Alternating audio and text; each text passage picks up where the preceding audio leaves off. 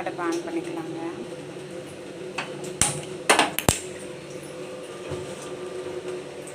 சாதம் வச்சிடலாம், ரெடி ஆகட்டும். இன்றைக்கி ரசம் வச்சு கோஸ் பொரிக்க போகிறோம், பார்க்கலாம். கோஸ் எடுத்து வச்சுருக்கேங்க. கோஸ் குட்டி குட்டியாக கட் பண்ணிக்கலாம். ரசம் வச்சு கோஸ் பொரிச்சிக்கலாம். சாதம் பொங்கி வந்துட்டுங்க. கோஸ் கட் பண்ணி வச்சாச்சுங்க. அதுக்கு தேவையானதை ரெடி பண்ணிட்டு வச்சுக்கலாம். நம்ம ரெடி பண்ணிவிட்டு சாதம் வெந்துட்டுருக்கு. அப்படியே நம்ம ரசத்தை அரைச்சிடலாம். மழை விடவே இல்லைங்க. நைட்டில் இருந்து ஒரே பெஞ்சிட்டே இருக்குது. எல்லாம் மழை தாங்க, செம்ம காற்று வேறு. நானே பண்ணலையா? தேங்காய், சீரகம், மிளகு, பச்சை மிளகா, சின்ன வெங்காயம் எடுத்துருக்கேங்க. குறகுறன்னு அரைச்சிக்கலாம்.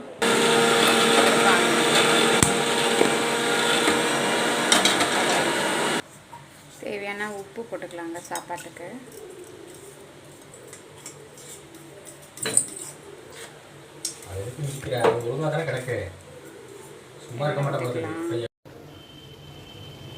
கோஸ் வந்துட்டுருக்குங்க.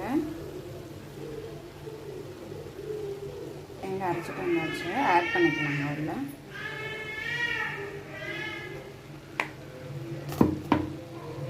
கொஞ்சம் சொல்லி பரட்டிக்கலாம்.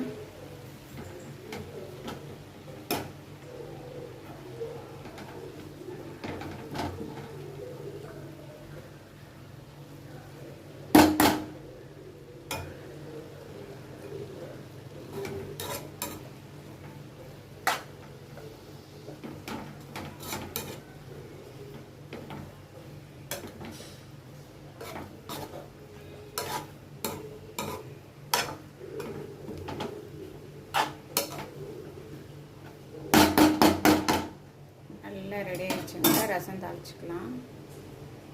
சாப்பாடு நல்லா வேக ஆரம்பிச்சிச்சுன்னா ஒரு 5 மினிட்ஸ் தான் வடித்து வச்சிடலாம். புளி நனைய வச்சுருக்கேங்க. கொஞ்சம் இது பண்ணிக்கலாம், கரைச்சி வச்சுக்கலாம், ரெடி பண்ணி வச்சுக்கலாம். புளியும் தக்காளியும் போட்டு பிசைஞ்சு வச்சாச்சுங்க.